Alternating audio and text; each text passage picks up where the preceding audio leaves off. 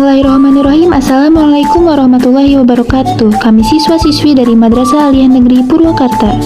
Video ini dibuat untuk menyelesaikan salah satu tugas kelompok mata pelajaran ilmu hadis dengan guru pembimbing Bapak Asef Fitriadi MPD. Kami dari kelompok 3 terdiri dari 6 anggota yang masing-masing bekerja sama dalam memenuhi tugas ini. So, ini dia video presentasi dari kami.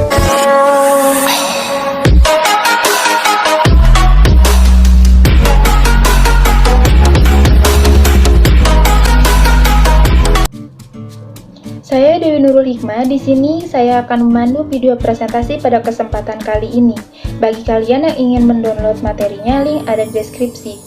Tapi sebelum kita bahas lebih lanjut, izinkan kami perkenalan terlebih dahulu.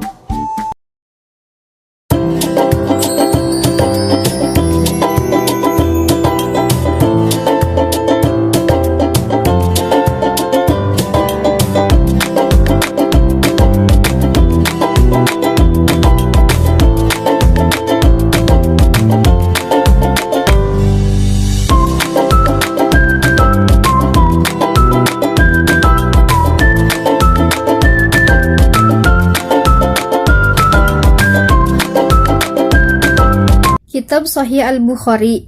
Judul lengkapnya adalah Al-Jami' Al-Musnad Al-Mukhtasar min Umur Rasulillah wa Sunnanih wa Ayyamih. Disusun selama 16 tahun dimulai saat Imam Al-Bukhari berada di Masjid Al-Haram Mekah dan diselesaikan di Masjid Nabawi Madinah. Ibnu Salah dan Al-Nawawi berisi 7.275 hadis diulang, 4.000 hadis tidak diulang. Disusun oleh Al-Bukhari dan gurunya Syekh Ishaq yang merupakan saringan dari 1 juta hadis yang diriwayatkan oleh 80 orang perawi. Sifat-sifat Al-Bukhari yaitu kuat hafalannya, cermat dan teliti, serta selalu melakukan mandi dan sholat istikharah 2 rakaat untuk meyakinkan hadisnya benar-benar sahih. Kitab ini ditulis secara sistematis. Di dalamnya dikelompokkan berdasarkan topik-topik lazim dipergunakan dalam sistematika penulisan kitab fikih. Diawali pembahasan wahyu dan diakhiri pembahasan tauhid. Dibagi dalam 100 bagian yang terdiri dari beberapa bab. Setiap babnya terhimpun topik yang sama serta ditulis lengkap dengan sanadnya. Syarat-syarat yang ditentukan Al-Bukhari untuk sebuah hadis sahih yaitu perawinya harus seorang muslim, jujur, berakal sehat, tidak mudallis atau berbohong, menipu dan mengada-ngada, tidak mukhtalaf atau mencampur adukan hak dan batil, nilai utama dan rendah, bergaul, adil, dhabit, tidak ragu dan memiliki etika yang baik. Yang kedua, sanadnya bersambung sampai kepada Nabi Shallallahu Alaihi Wasallam. Yang ketiga, matanya tidak syadz atau menyimpang dari ajaran agama yang benar dan tidak berilat atau cacat secara akli maupun hati nurani. Yang keempat, perawinya harus mu'atsirah atau satu masa, liqo atau bertemu langsung, dan thubut sima'ihi atau mendengar langsung secara pasti dari gurunya. Al-Bukhari berpegang pada perawi-perawi yang berkepribadian baik, serta kualifikasi persyaratan yang tertinggi. Murid Imam Ibnu Shihab Az-Zuhri misalnya. Oleh Al-Bukhari dibagi menjadi 5 tingkatan. Yang pertama, mereka yang memiliki sifat adil, kuat hafalan, teliti, jujur, dan lama menyertai Az-Zuhri seperti Malik dan Sufyan bin Uyainah. Yang kedua, memiliki sifat yang sama seperti yang pertama, hanya saja tidak menyertai Az-Zuhri, seperti Al-Auza'i dan Al-Laits bin Sa'ad. Yang ketiga, mereka memiliki kualifikasi di bawah tingkatan kedua, seperti Ja'far bin Barqon dan Zam'ah bin Sholih. Dan yang keempat, yaitu tingkatan keempat dan kelima, mereka yang tercela atau majruh dan lemah. Al-Bukhari hanya memiliki perawi dan tingkatan pertama dan sedikit dari tingkatan kedua.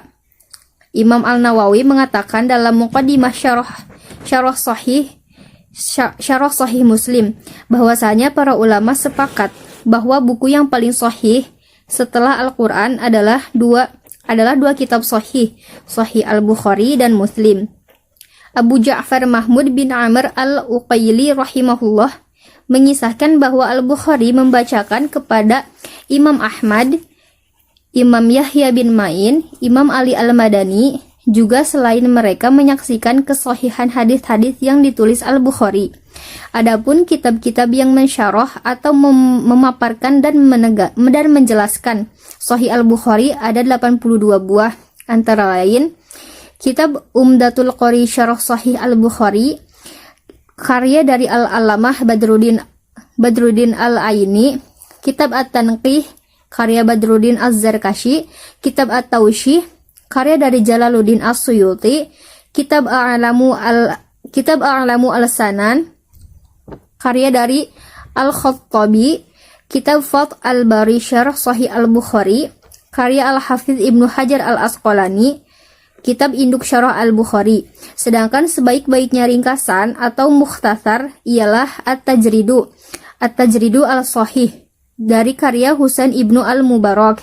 Dan yang terakhir Kitab Syarah Al-Bukhari, hasil karya dari Al-Battal. Assalamualaikum warahmatullahi wabarakatuh. Bagian B, Kitab Sahih Muslim, judul lengkapnya Al-Mustad, Al-Sahih, Al-Muqtasar, bin Al-Sunan, bin Naql, Al-Adl Rasulillah.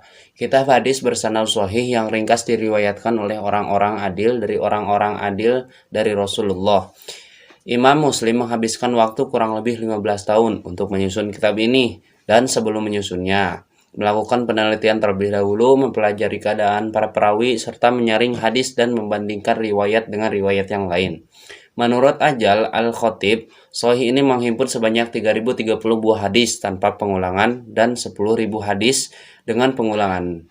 Sedangkan menurut Ahmad bin Salamah dan Ibnu Solah, kitab ini menghimpun 4.000 hadis tanpa pengulangan dan 12.000 hadis dengan pengulangan. Kitab ini memiliki karakteristik tersendiri, yaitu tidak tercantumkan judul-judul dalam setiap pokok bahasannya. Tetapi kitab ini memiliki karakteristik tersendiri, yaitu mencantumkan judul-judul dalam setiap pokok bahasannya, tetapi lebih memilih untuk menyebutkan tambahan-tambahan lafaz pada hadis pendukungnya. Para ulama berbeda pendapat mengenai mana yang lebih unggul antara Sahih Muslim dengan Sahih Al-Bukhari. Dalam sistematika, penulisan Imam Muslim lebih unggul, sedangkan dalam ketatnya syarat, kesahihan Al-Bukhari lebih utama. Terus kitab syarah. Kitab yang memberikan syarah Sahih Muslim ada 15 buah, diantaranya 1. Al-Mu'allim Bifawaidi Muslim atau Al-Ma'ajari. Yang kedua, Al-Ikmal Al-Qadli Al-Iyad. Yang ketiga, Minhajul Muhaddisin An-Nawawi. Yang keempat, Al-Ikmal Az-Zawawi. Yang kelima, Al-Ikmal Al-Mu'allim Abu Abdullah Muhammad Al-Abi Al-Maliki. C. Kitab Sunan Abu Dawud. Kitab Sunan Abu Dawud disusun oleh Imam Abu Dawud ketika beliau di Tarsus, sebuah kota kecil di Irak. Selama 20 tahun, dari 500.000 buah hadis yang berhasil dikumpulkan, Imam Abu Dawud hanya mencantumkan 4.800 buah hadis dalam kitab sunannya.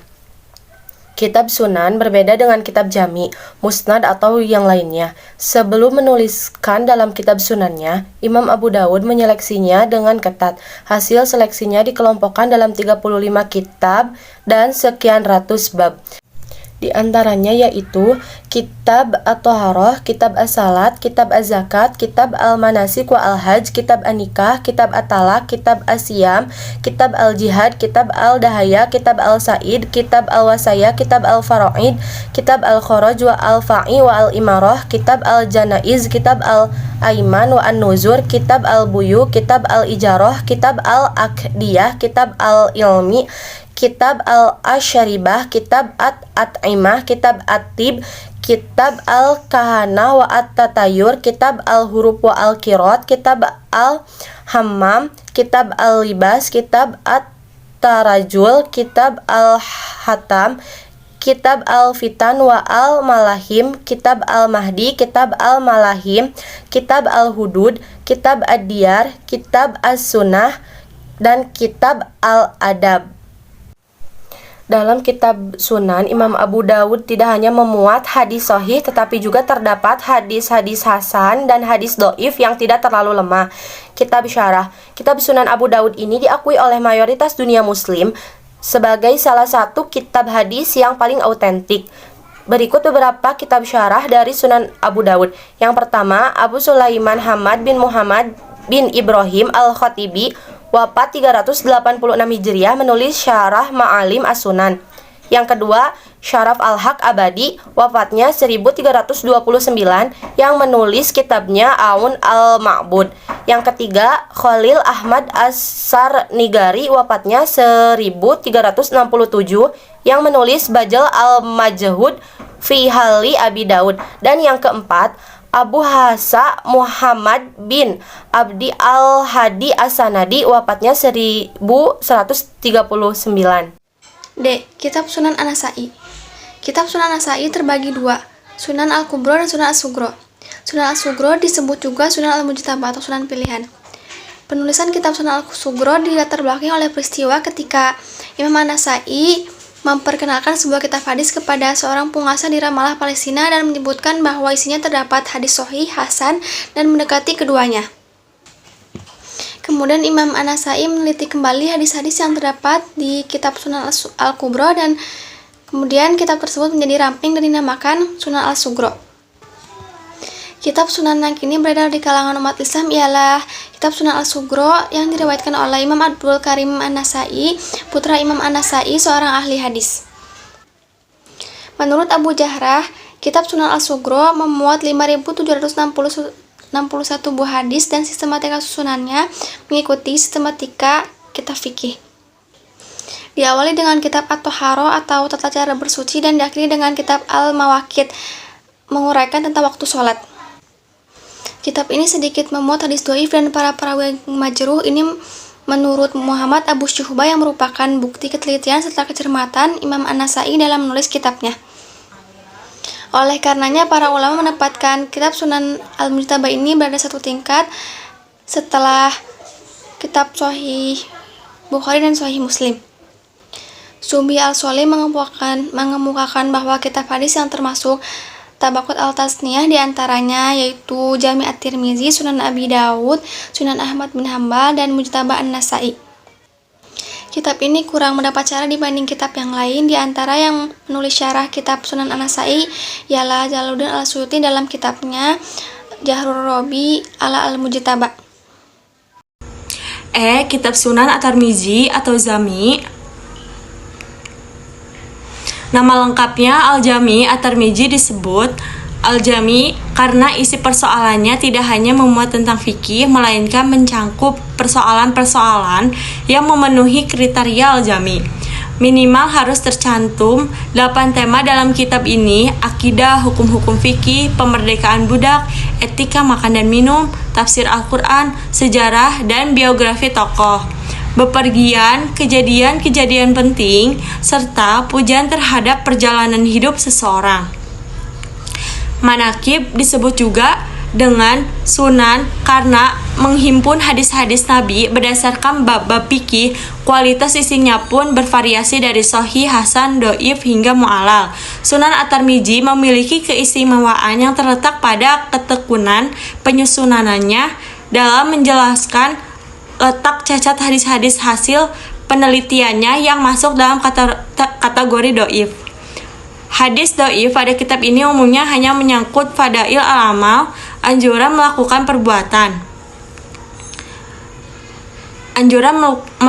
perbuatan kebajikan. Secara keseluruhan kitab ini terdiri dari 5 juz, 2376 bab, dan 3956 hadis. Adapun isi kandungannya, kitab At-Tahoro, As-Salat, Al-Zakat, As-Saum, Al-Manasik, Al-Adahi, As-Saidi, At-Tamah, Al-Asyarobah, As-Ruya, An-Nikah, At-Talak, Al-Hudud, An-Nuzur, wa Al-Iman, Ad-Diyat, Al-Jihad, As-Sair, Al-Buyu, Al-Tijan, Ar-Raqaq, Al-Faraid, Al-Wayasa, dan Fadail Al-Quran. Beberapa kitab syarah Sunan At-Tirmidzi. Yang pertama, Abu Bakar Muhammad bin Abdullah Al-Isibili Al-Arabi, wafat 543 Hijriah, mengarang kitab Aridat Al-Ahwazi Al-Tirmidzi. Ibnu Raja Al-Hambali, wafat 795 Hijriah. Kitab syarahnya berhubungan dengan pembahasan ilal yang ada dalam Sunan At-Tirmidzi. Yang ketiga, Imam Asyuyuti Asy-Syafi'i, wafat 911 Hijriah, menulis kitab Qut Al-Muqtazi Al-Jami At-Tirmidzi. Bagian F, Kitab Sunan Ibnu Majah. Nama asal Sunan Ibnu Majah ialah Al-Sunan. Kitab ini terdiri dari 4 jilid dan masih beredar sampai sekarang. Beliau menyusunnya dalam beberapa kitab dan bab, disusun dengan baik dan indah dalam sistematika fikih. Susunan babnya dimulai mengikuti Rasulullah, yaitu membahas hadis yang menunjukkan kekuatan sunnah kewajiban.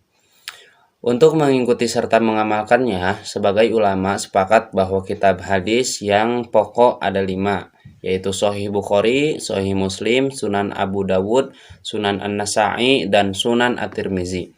Akan tetapi, sebagian ulama menambahkan Sunan Ibnu Majah sehingga menjadi 6 kitab hadis pokok. Ulama pertama yang menambahkannya yaitu Al-Hafiz Abdul Fadli Muhammad bin Thohir Al-Maqdisi. Dalam kitabnya Atraf Al-Kutub As-Sittah dan dalam risalahnya Surat Al-Immat As-Sittah, kemudian diikuti oleh Al-Hafiz Abdul Ghani bin Al-Wahid Al-Maqdisi dalam kitabnya Al-Ikmal Asma' Ar-Rijal. Akan tetapi mereka tidak memasukkan Muwatta Imam Malik. Imam Ibnu Majah telah meriwayatkan 4.000 buah hadis seperti yang diungkapkan Muhammad Fuad Abdul Baqi, penulis buku Mujmal Al-Mufahraz lil Alfaz Al-Quran. Jumlah hadis dalam kitab Sunan Ibnu Majah sebanyak 4.241 hadis. Sebanyak 3.002 diantaranya termaktub dalam 5 kitab kumpulan hadis yang lain. Ia tidak hanya mengikuti hukum Islam, tetapi juga membahas masalah-masalah akidah dan muamalat. Kitab Sunan ini berisikan hadis sahih, hasan, dhaif, bahkan hadis munkar dan maudhu, meskipun dalam jumlah yang sedikit. Kitab Sunan Ibnu Majah diriwayatkan oleh beberapa orang ulama terkenal, diantaranya yaitu Jalaluddin Asyuyuti. Syarahnya dinamakan Misbah Al-Zujajah ala Sunan Ibnu Majah. Asy-Syaikh Sirajuddin Umar bin Ali Al-Mulqan Asy-Syafi. Syarahnya dinamakan Ma'tamasa Ilahi Al-Hajjat ala Sunan Ibnu Majah. Abi Al-Hasan bin Abdul Hadi Al-Sindi. Syarahnya Kifayat Al-Hajjat Fisyar Ibnu Majah. Kamaluddin Muhammad bin Musa, kitabnya dinamakan Ad-Dibajah. Terus yang terakhir Abdul Ghani Ad-Dihlawi, syarahnya dinamakan Ijah Al-Hajjat. Sekian, Assalamualaikum warahmatullahi wabarakatuh. Untuk materi yang selanjutnya yaitu bagian G mengenai Musnad Ahmad. Kitab ini ditulis pada permulaan abad ketiga Hijriah dalam sejarah Islam.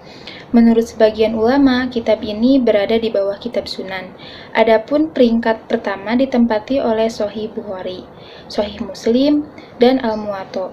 Akan tetapi, Musnad Ahmad termasuk dalam kitab termasyhur dan terbesar yang disusun pada periode kelima perkembangan hadis abad ketiga. Hadis-hadis yang terdapat dalam Musnad ini tidak semua riwayat Ahmad, akan tetapi juga ada tambahan dari putranya yaitu Abdullah, serta tambahan dari Abu Bakar Al-Qotni. Musnad ini berisikan hadis sahih, hasan, dan dhaif, serta terdapat hadis-hadis sahih yang diriwayatkan oleh penyusun kitab 6 dan hadis-hadis yang tidak diriwayatkan oleh mereka. Hadis-hadis yang terdapat dalam Musnad Ahmad dihimpun dari 6 sumber, yaitu yang pertama, hadis yang diriwayatkan oleh Abdullah dari ayahnya, Ibnu Hambal dengan mendengar langsung, jumlahnya paling banyak dalam Musnad Ahmad. Yang kedua yaitu hadis yang didengar oleh Abdullah dari ayahnya dan dari orang lain. Di sini hadisnya sangat sedikit jumlahnya. Yang ketiga yaitu hadis yang diriwayatkan Abdullah selain dari ayahnya. Ahli hadis menyebutnya zawaid Abdullah sebagai tambahan-tambahan. Yang keempat yaitu hadis yang tidak didengar oleh Abdullah dari ayahnya tetapi dibacakan kepada sang ayah. Yang kelima yaitu hadis yang tidak didengar dan tidak dibacakan oleh Abdullah kepada ayahnya, akan tetapi Abdullah menemukannya dalam kitab sang ayah yang ditulis dengan tangannya sendiri.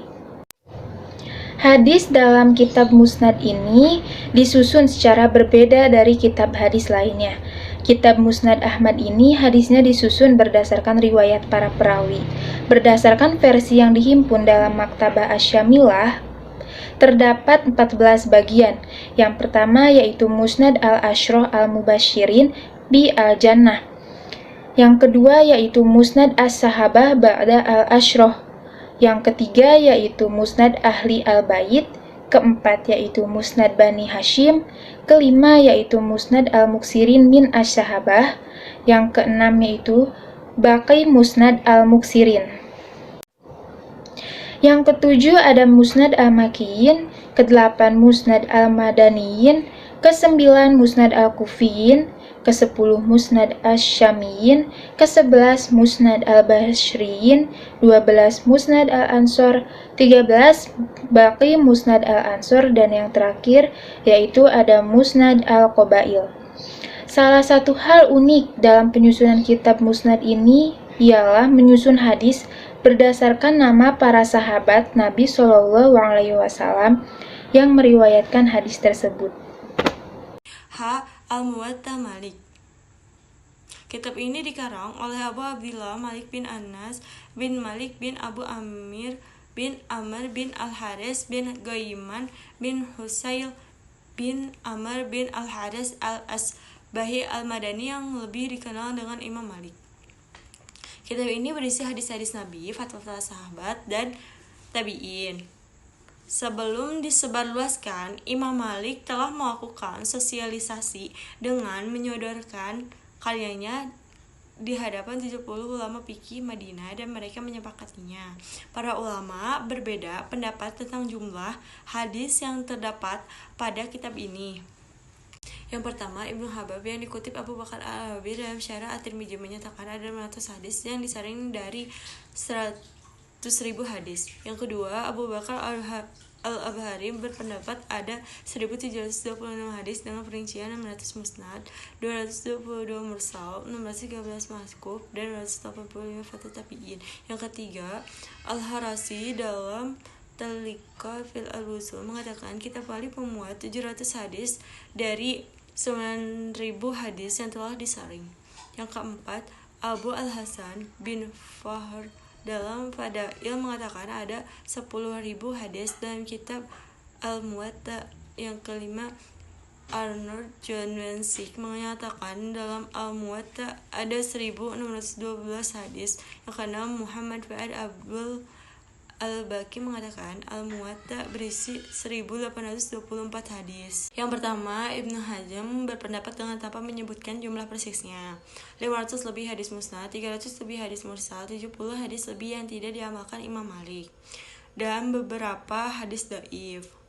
Yang kedua, Muhammad Syuubi Ismail menyatakan kitab Al-Muwatta 1.804 hadis. Metode yang dipakai ialah pembukaan hadis berdasarkan klasifikasi hukum Islam fikih dengan mencantumkan hadis-hadis yang bersumber langsung dari Nabi yang disebut dengan marfu dan yang bersumber dari sahabat Nabi mauquf serta dari tabi'in maqfu.